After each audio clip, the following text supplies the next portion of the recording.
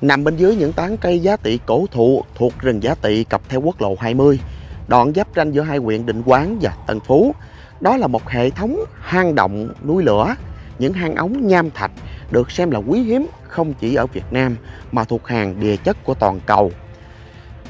Cụm hang động này người ta gọi là hang dơi bên dưới rừng giá tỵ. Những hang ống nham thạch này được hình thành trong quá trình vận động và phun trào của hoạt động núi lửa trên cái vùng đất Đồng Nai. Bên trong những hang ống nham thạch này chắc chắn sẽ là một thế giới hoang sơ và đầy huyền bí. Bây giờ chúng ta sẽ tiến về vị trí có hang động.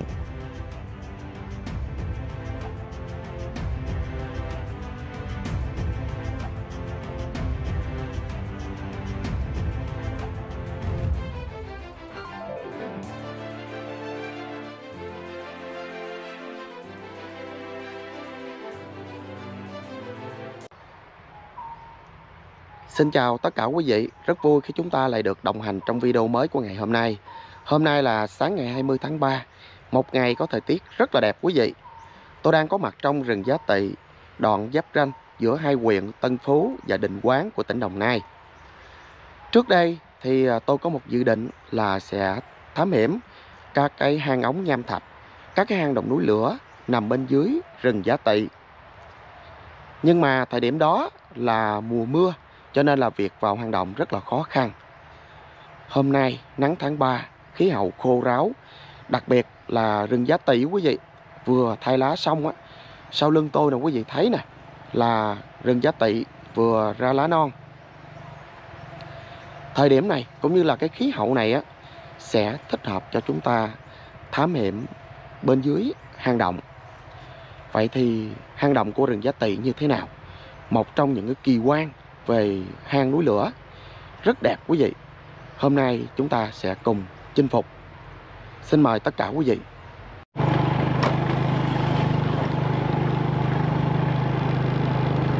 Bây giờ thì chúng ta sẽ băng qua cái con đường này để đến khu vực có hang động nha quý vị.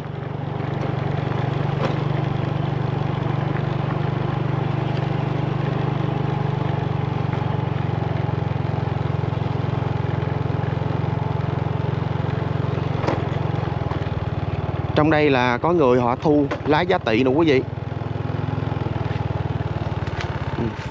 Lá giá tỵ sẽ gom thành bao như thế này, sau đó là có xe tải đến chở.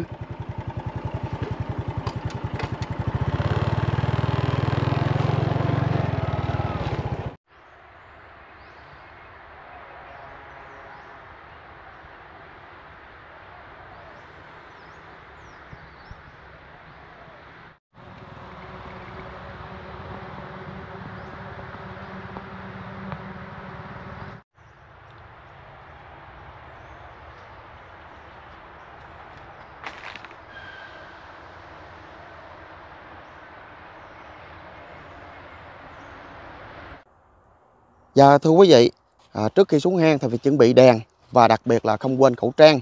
Cũng như là quý vị nếu mà cần phải đi ủng nha quý vị, bên dưới có một cái lò dán dưới hang động đó thì nó sẽ chạy khắp nơi. Thì cho nên là phải mang ủng và đảm bảo cho cái an toàn. Và đặc biệt là đèn, ánh sáng phải chuẩn bị cho đầy đủ.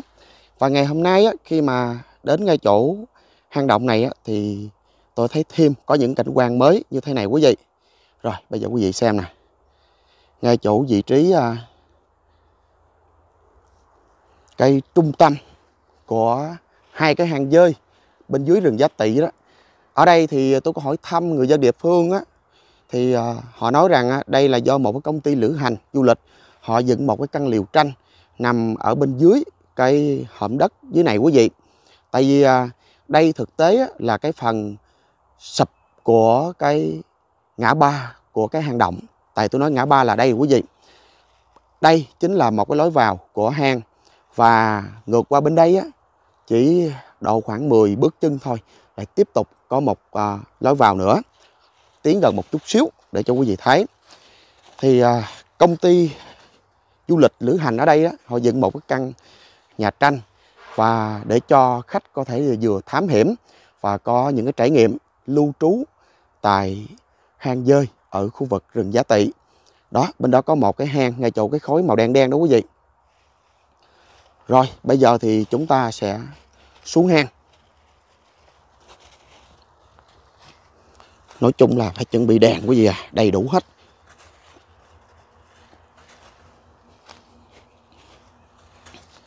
Đây là lối vào của cái vòm hang động.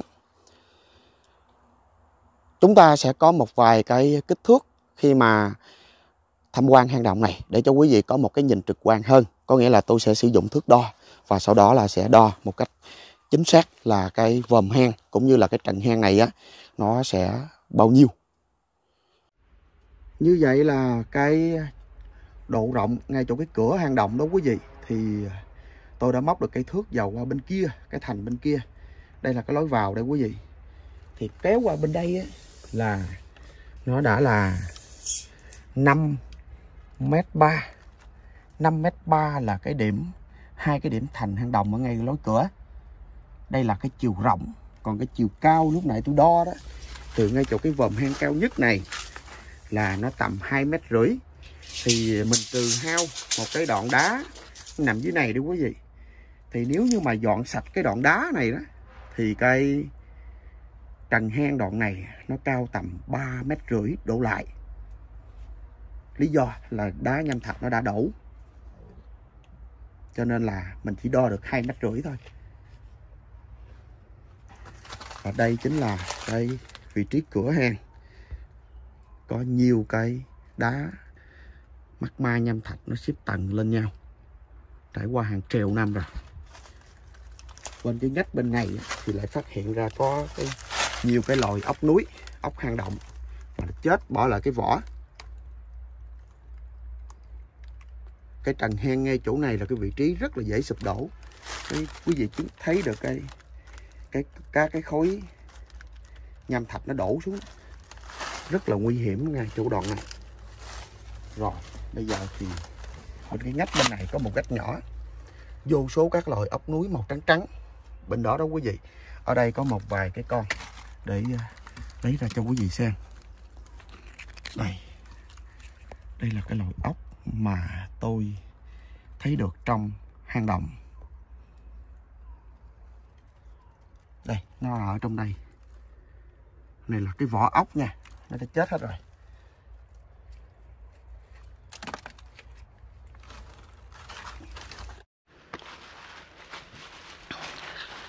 Đứng ngay chỗ vị trí cửa hang động thì chúng ta đã nghe một cái mùi sực nức, cái mùi phân dơi rồi quý vị.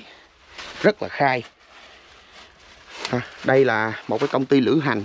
Họ đã set up lại cái khu vực hang động để cho du khách tham quan. Thì bữa nay không có họ ở đây, mình sẽ tự khám phá một mình trong cái khu vực hang này. Rồi bây giờ chúng ta đang từ từ bước vào bên trong hang động.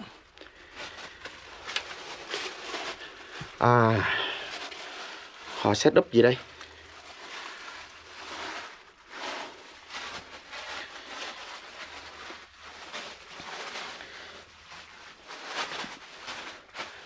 Rồi như vậy thì đứng ở đây có thể thấy được một vài cảnh quan của việc set up hang động đây quý vị.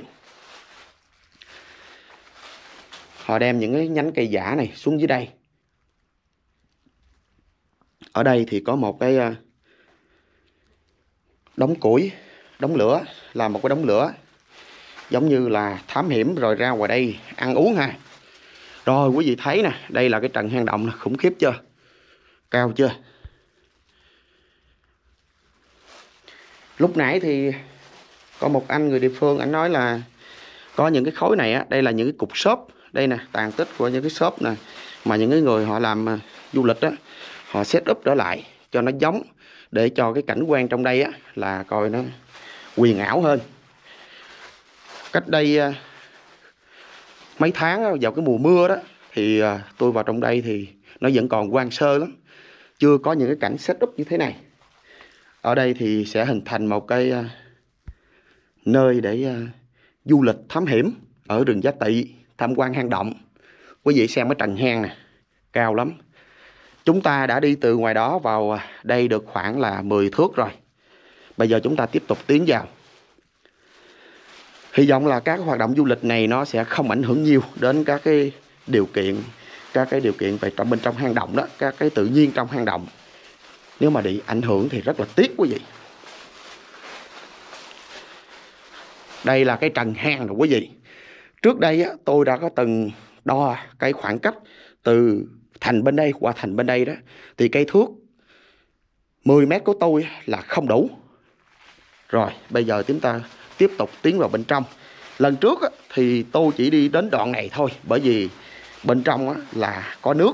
Nhưng mà mùa này khô ráo rồi, thành ra quý vị thấy nè, bên trong á, là bước đi được dưới những cái lòng hang động này. Còn trước đây á, là phải đi trên các cái cục đá. Đây quý vị xem nè, cái gờ hai bên cái thành này á, là cái vị trí á, được xem là nó rộng nhất quý vị. Và càng đi vào bên trong á, thì sẽ có nhiều khúc cua ngoặt. Đây là cái trần hang này, bên trên nè quý vị xem nè, được hình thành từ cái nham thạch, hang ống nham thạch mà. Đây quý vị xem, đây là một cái lầu dáng hang động ha. Đây là dáng hang động nè.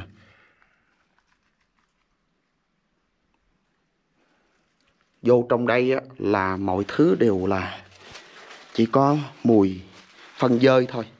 Đây nè, dáng này nó cái chân nó cao mà nó chạy nhanh lắm.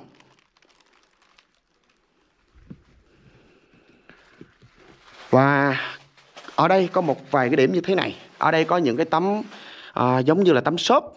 Thì trước đây có một cái đoàn làm phim, họ đã đến đây và set up cái vị trí ngay chỗ cái vòm hang này, để cho cái cảnh quan nó là huyền ảo, nó đẹp hơn trong cái thước phim. Và đây là những cái gì mà còn sót lại. Ban đầu tôi cứ nghĩ rằng ai đó là để tấm phơm này để cho dơi nó dễ đậu, nhưng mà không phải quý vị. Đó là cái để người ta làm phim đó. Ngày trước đó quý vị thấy nè, bây giờ chúng ta đã thoát ra khỏi một cái ngách hang rồi. Bây giờ là chúng ta đã đi vào, nó đi vòng rồi, không còn thấy ánh sáng bên ngoài nữa. Nhưng mà ở đây có một vài điểm chú ý, là cái trần hang ở đây á, quý vị thấy cái tay tôi nè. Đó, trần hang đây tương đối cao và có những cái vết nứt của địa hình. Cái vết nứt này nó rất rõ nét quý vị. Quý vị xem cái vết nứt đó. Đó, vết nứt này nó chạy dài dọc theo cái trần hang này và nó ăn xéo qua bên đó một chút xíu. Tôi phải quay lại để cho tất cả quý vị gần xa đó có được một cái nhìn tổng quan hơn về hang động núi lửa. Đây là một cái chương trình mà tôi tự thám hiểm, thực hiện thám hiểm một mình. Đó, một phần là tôi rất là yêu thích cái cảnh quan tự nhiên và tôi thích mạo hiểm. Ở đây ra quý vị thấy là cái vết nứt này á, là nó ăn sâu lên trên bề mặt đất lên trên kia luôn. Cho nên là có nhiều cái cảnh báo là hệ thống địa tầng ở khu vực hang nham thạch này á, nó cũng rất là nguy hiểm, tiềm ẩn nguy cơ. Rồi bây giờ là ngày trước là không bước được xuống đây luôn quý vị. Lý do là nước mùa này mùa khô nè, đi dễ rồi nè. Và đây là quý vị, cái trần hang động nó đã rơi xuống những cái tảng đá nham thạch này. Tảng này là cả 100-200 kg trở lên. Tiếp tục tiến vào bên trong. Đó, ngày trước tôi đứng bên ngoài tôi nhìn vô đây, tôi thấy một cái ngách hang ngay chỗ này mà tôi không biết làm cách nào để bước vào bên trong. Bởi vì nước bữa nay quý vị xem nè, đi đến đoạn này đó thì cái hang động nó lại chẻ ra làm hai hướng, một hướng và hai hướng. Và ở đây có một cái bệ đỡ của cái khối nham thạch này, giống như là cái trần hang đến đoạn này là nó được đỡ bởi cái trụ này. Và đây chính là cái khối bùn đất mà do cái nước mưa nó chảy vào, nó ùn ứ, nó tạo thành khối đất này, nó chắn đi cái lối này. Rồi ha, bây giờ chúng ta sẽ tiếp tục tiến sâu vào bên trong. Bởi vì đây là một trong những hệ thống hang dài ở khu vực Đông Nam Á mà quý vị. Đây nè, nhìn kỹ được cái chất của cái nham thạch, quý vị xem nè. Đây, chất của nham thạch. Cái trần hang nè, đá tổ ong nè, đá nham thạch nè. Từ từ bước qua.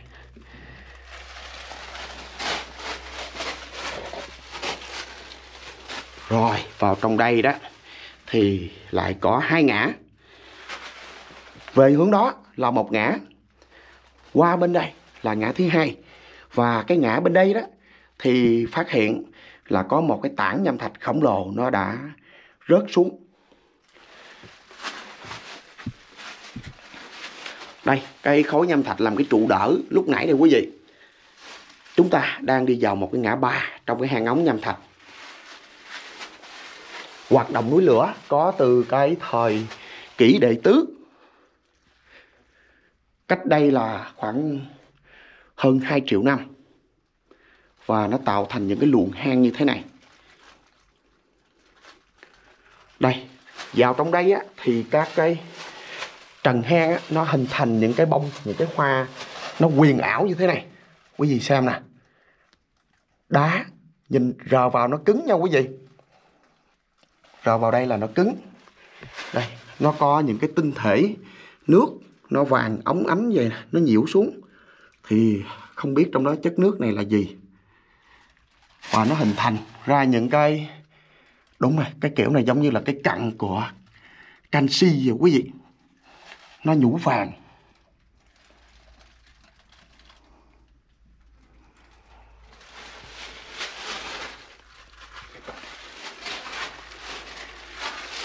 Bên dưới khu vực hang động này đó thì người ta cũng đã từng phát hiện ra những cái rìu đá có từ cái thời tiền sử.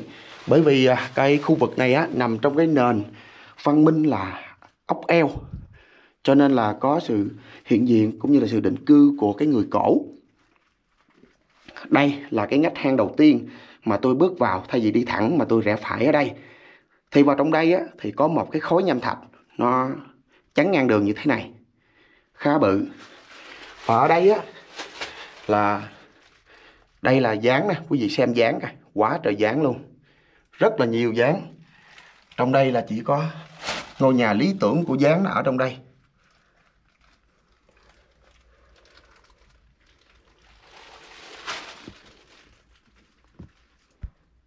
Rồi bây giờ mình sẽ tiến vào trong đoạn này.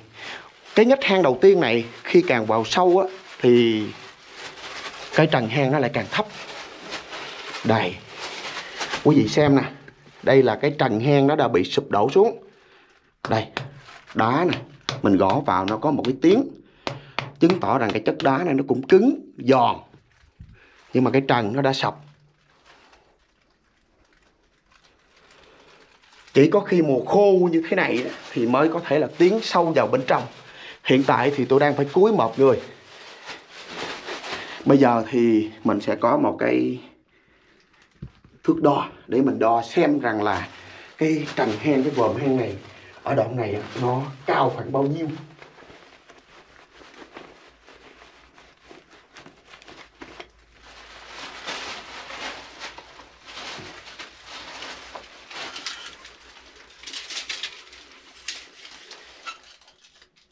Một mét tư quý vị. Trần hang ở đoạn này là cao 1,4 m trong cái ngách đầu tiên, còn khá xa. Đi vào bên trong, tiếp tục tiến vào bên trong.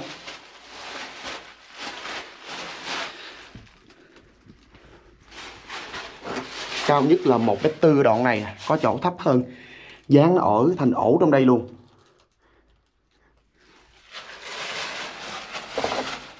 Rồi bây giờ phải ngồi luôn đây mới đi được.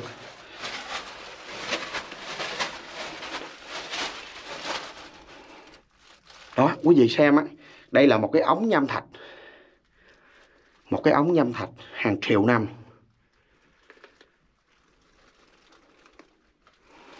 Tôi đã tiến vào bên trong khoảng hơn 100 mét bên trong lòng hang động.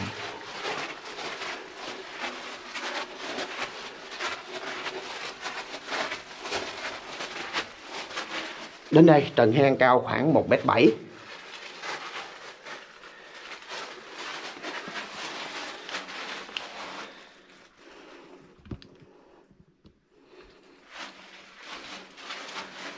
Rồi, đến đây là có thể đứng thẳng người được quý vị.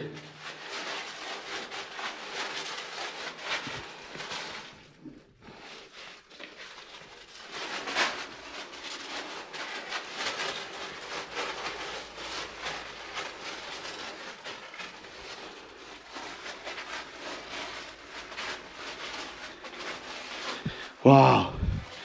Vô đây lại tiếp tục phát hiện ra một cây ngã ba nữa. Hồi nãy mình rẽ phải, bây giờ tiếp tục rẽ phải.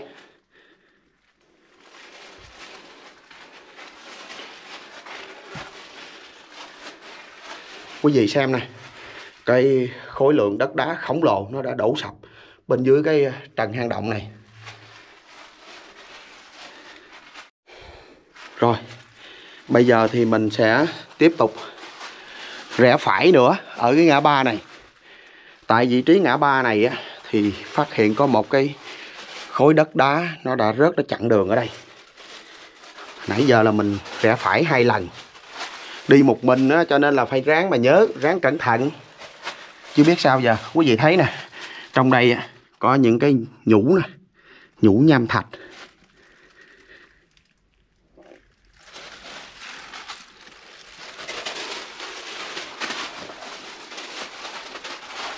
Trên trần cũng vậy nè quý vị. Trên trần có những cái nhũ nham thạch nè.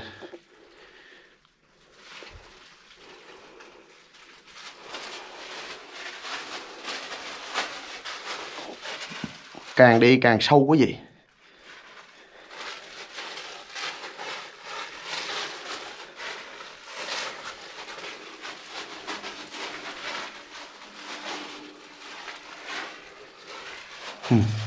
Trần hang quý vị xem nè, nó có tạo thành nhiều cái hình thù.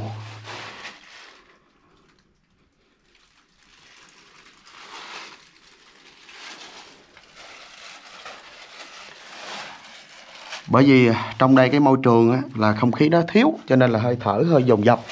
Cho nên là quý vị thông cảm nha, có thể ảnh hưởng đến chất lượng âm thanh. Dáng nó ở quá chừng luôn. Cũng có những cái đòn thám hiểm, những cái đòn chuyên gia họ đã vào trong đây rồi. Đây, một cái trần hang này nguy hiểm quý vị.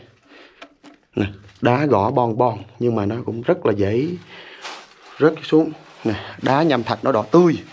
Quý vị xem, màu đỏ ửng luôn nè.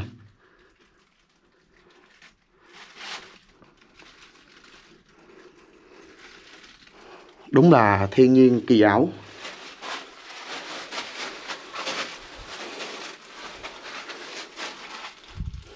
Tôi càng đi thì càng thấy là đi sâu vào bên trong rồi quý vị. Cũng cỡ 200 mét rồi.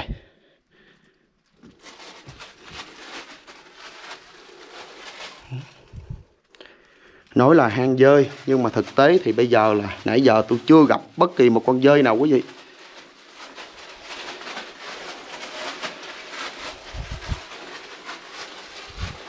Đoạn này thì có thể đi thẳng người được.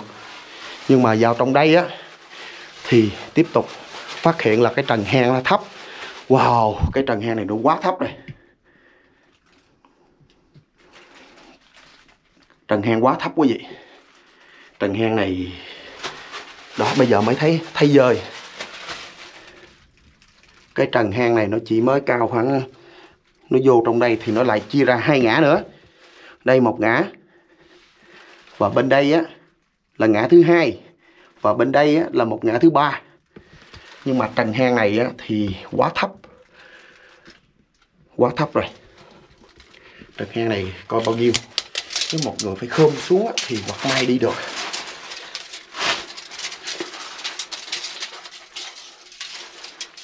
Ồ, trần hang ngay chỗ đoạn này á là chỉ có 90 thôi. Chỉ có 90 thôi quý vị. Bây giờ mình ráng tiếp một đoạn nữa xem như thế nào.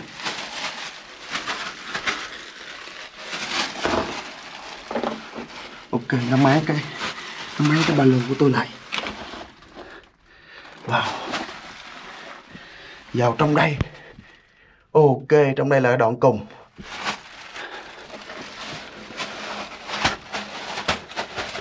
Ok, trong đây cũng đoạn cùng quý vị. Đó, quý vị xem á, là tới đó là cùng rồi. Như vậy là trong cái hang lớn này á, đi tới ngã ba này á, là gần như là chúng ta đã đến cái đoạn gần cùng rồi. May mắn là vào cái mùa khô, cho nên là mới có thể đi được như thế này. Trần hang quá thấp. Cái này chỉ có 60 thôi. Cái đoạn trong này 60. Bây giờ trở ra là cả một vấn đề. Quá thấp.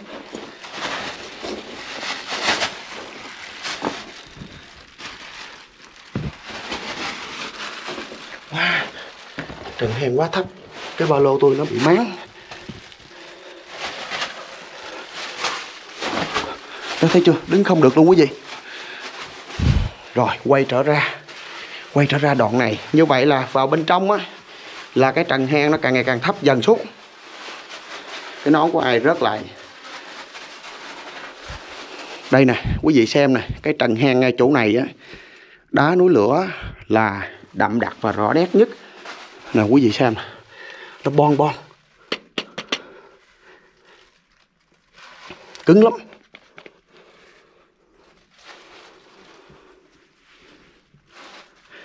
Như vậy là từ cái thở hồng quang ha, là trong đây là một cái chốn trú ngụ tuyệt vời luôn á. Đây nè, khu vực này á, là có rất là nhiều cái loại nhũ xuống như thế này.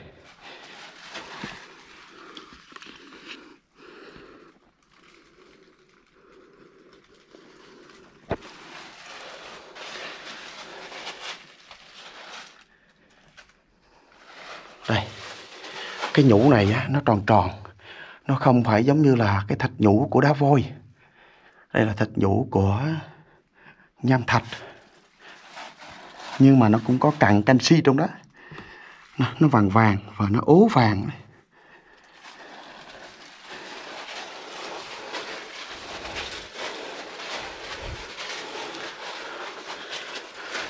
Như vậy là chúng ta đã vượt qua được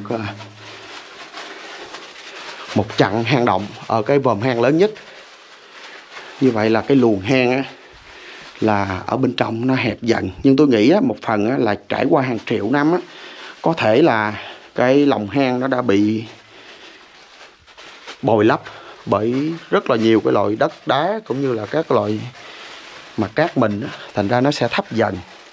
Còn bên ngoài này á, thì lại ít hơn. Và khi mà chảy là chảy vào bên trong mà nó sẽ tích tụ bên trong nhiều. Đó, lúc nãy thì chúng ta rẽ phải ngay chỗ đoạn này nè. Bây giờ thì chúng ta sẽ đi thẳng. Một hồi ra thì chúng ta sẽ quẹo phải lại. Đây, trong đây thì vòm hang tương đối rộng. Nãy giờ thì tôi chỉ mới rọi được thấy được 2-3 con dơi. Quý vị thấy nè, hướng này á, lúc nãy chúng ta đã vào. Đây là một lối hang động. Đây là cái đường mà chúng ta đi vào. Lúc nãy rẽ phải thì bây giờ chúng ta đi thẳng đoạn này để xem nó dẫn đi đâu.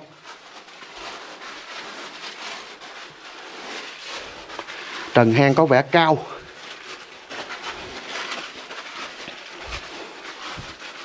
Nhưng không biết là dẫn đi đâu. Thì bây giờ mình cứ tiếp tục tiến lên thôi chứ biết sao giờ. Như vậy là trong đây mà nó đi lấy phân dơi thì thật sự là cũng rất là hiếm có. Lý do là không còn dơi nữa, không thấy dơi nữa quý vị. Đây là một cái cụm dáng hang động nè. Thấy cộng đồng nó sinh sôi để giữ chưa? Không khí yên lặng như tờ. Không một âm thanh nào cả. Nghe rõ từng cái tiếng hơi thở quý vị. Ngay chỗ này thì lại có một cái đống nham thạch nó sụp đổ ở đây. Lý do tại sao lại vậy? Đây. Bữa hôm nay đó, khi mà đi vào trong đây đó, rồi mới thấy được cái cảnh tượng nó đẹp như thế này. Có nghĩa là cái trần hang mà được làm từ cái đá núi lửa đó, đá nham thạch, quý vị xem nè. Cái lượng này á là cái lượng sống, giống như quý vị cảm giác như là quý vị bóp một cục bùn nhão đó, thì bùn nó sẽ tuôn ra một cách tự nhiên. Và cái trần hang này á thì cái nham thạch nó chảy, nó cũng hình thành một cái kiểu tự nhiên. Và tôi á là đang chạm lên trần của một cái hang động cách đây là hơn 2 triệu năm trong cái kỷ đệ tứ. Nãy giờ đi cả hơn 200 mét hang động thì mới thấy được một cái cảnh quan ngay đây khá đẹp. Cái khu vực đá này mới gọi là đẹp của trần hang động. Ở đây không biết có ai họ chắn ngang cái này, lý do làm gì không rõ được. Thôi thì đi lách qua một bên. Trần hang quá đẹp luôn quý vị ha.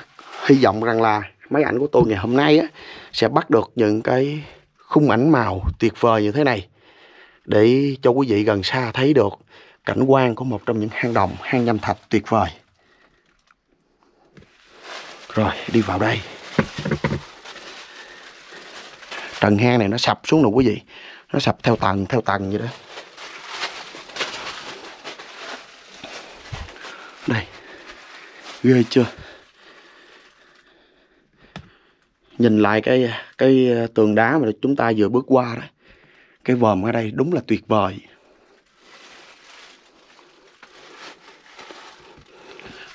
Những bước đi của tôi là những bước đi thám hiểm độc hành thôi, cho nên là quý vị mà có muốn thám hiểm đó thì có thể đến đây nhờ người dân địa phương dẫn đi, cũng có thể đi một mình như tôi nếu mà quý vị có đầy đủ các cái can đảm. Rồi như vậy tôi đã hiểu rồi quý vị. Quý vị xem nè, ở đoạn đầu video đó, khi mà đi từ cái lối chính của hang động đi vào thì chúng ta sẽ gặp một cái trần hang, nó tạo thành một cái trụ đỡ ở đây. Và tới đây á, lúc nãy tôi giới thiệu là có 3 ngã, 2 ngã, một ngã rẽ lúc nãy. Và ngay chỗ ngã rẽ đó thì có một cái khối thạch nhũ đổ xuống. Thì lúc nãy đầu tiên là tôi rẽ phải ở đây. Đó, rồi tôi chưa qua cái đoạn này. Hiểu rồi quý vị. Như vậy là hang động này nó lại đi thẳng vào và nó tạo ra thành một cái ngã ba tiếp. Cái ngã ba đó quẹo phải thì sẽ vào cái đoạn mà cái trần hang thấp mà không đi được nữa. Nhưng mà quẹo trái đó thì sẽ ra lại cái ngã này. Đó, như vậy là cái hang động này á, nó sẽ đi cái đường vòng tròn lớn vòng qua bên đây và tới ngã ba đi thẳng vô một đoạn là hết. Và nếu mà đi ngược thì sẽ ra lại đây. Rồi, như vậy là tôi đã khám phá được cái vị trí hang lớn của khu vực là hang nham thạch ở rừng Giá Tỵ. Bây giờ thì tranh thủ qua bên cái hang nhỏ đó quý vị. Wow, đã quá. Ở đây thì mới thấy được cái ánh sáng nó le lói ở ngoài cửa rồi bước vào. Rồi ở đây có một cái tảng đá khá đẹp để có thể là thực hiện một vài cái chi tiết.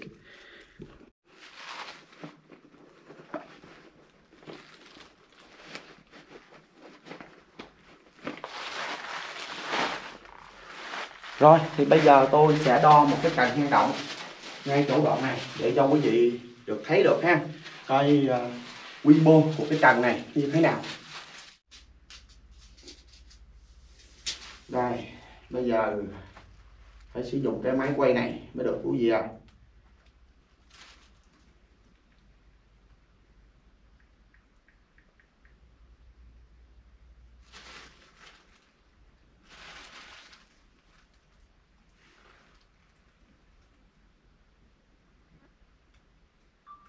Tôi đã lựa cái vị trí là có một cái trần cao nhất và sau đó là tôi đã móc cây thước lên trên đó quý vị ha. Thì đây là những gì quý vị đang thấy bên trong hang động nham thạch khổng lồ. Đó, lúc này là cái lối là chúng ta đi vào trong hướng đó. Rồi thì bây giờ tôi sẽ kéo cái thước dây này xuống xem nó bao xa, cao bao nhiêu. Cái trần hang ngay chỗ này là 3,20 m quý vị. Rồi bây giờ thì tôi sẽ móc cây thước vào cái vị trí của cái thành hang động ở bên đây xem là bao nhiêu quý vị. Rồi bây giờ thì tôi đã móc vào trong cái thành hang động đây. Và bây giờ tôi sẽ kéo cái thước dây đi ra. Quý vị thấy nè, càng lúc thì càng kéo xa ra. Cây thước của tôi là 10 m, 6 m, 6,9 m, 7 m,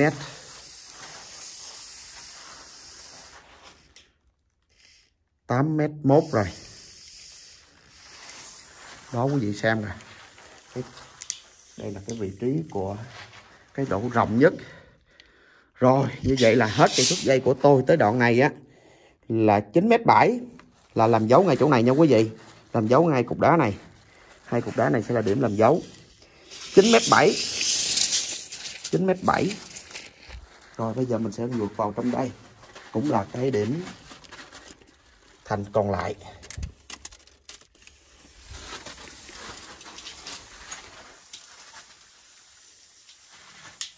Đây. Rồi. Bởi đi quay mà có một mình á, thành ra là nó cũng hơi trật ruột vậy quý vị. Đây. Móc không vào được. Móc phải giữ cứng. Mong quý vị thông cảm. Rồi. 9m7. Rồi quý vị thấy nè, hai cục đá lúc nãy mình làm dấu ở đây và lên trên đây là 3m1. 9m7 và 3m1. 9 với 3 là 12. Như vậy là tôi ước lượng khoảng là 12m8, cho là 13m đi quý vị. Đó, đây là cái trần hang động lúc nãy chúng ta đo. Còn đây là cái chiều sâu, cái độ rộng chứ, xin lỗi quý vị. Đây là độ rộng của hang động. Đó, lối vào. Chúng ta đã thám hiểm được cái cụm hang lớn ở khu vực ngay chỗ hang nham thạch của rừng Giá Tỳ. Rồi bây giờ chúng ta sẽ bước ra và tiếp tục khám phá một cái hang nhỏ còn lại. Rồi chúng ta sẽ ngắm lại một lần về cái khu vực rộng nhất và cao nhất của hang nham thạch. Đó, bây giờ thì tôi chỉ còn cách khu vực cửa hang là tầm khoảng 50m nữa thôi. Quý vị thấy nè, trên cây thành nó lại hình thành ra những cái vết như thế này.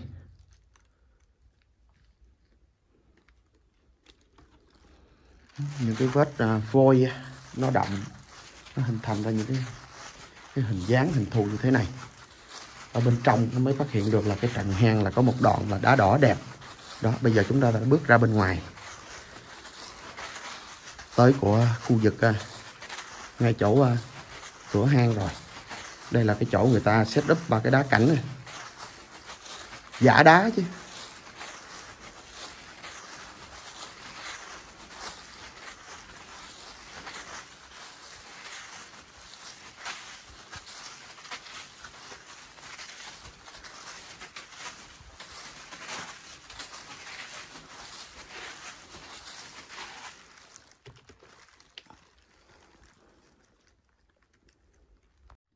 Phải nói một điều là thiên nhiên đã ban tặng một cái kỳ quan mà thuộc hàng hiếm có dành cho cái vùng đất Định Quán và Tân Phú của Đồng Nai.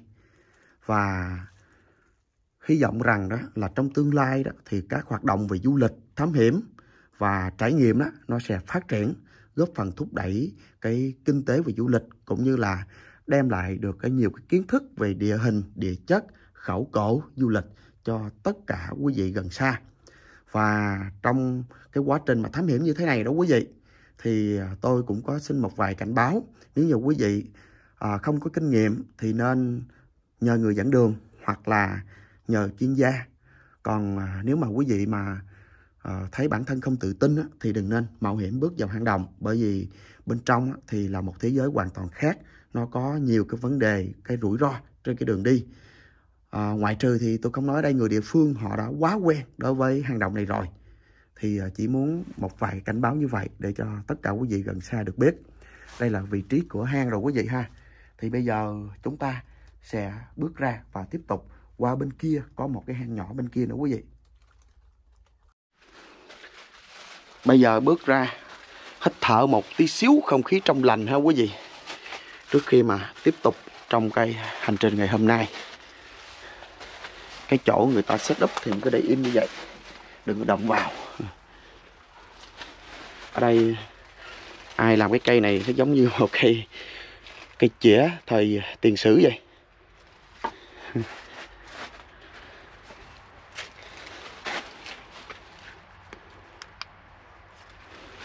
Rồi bước lên rồi quý vị.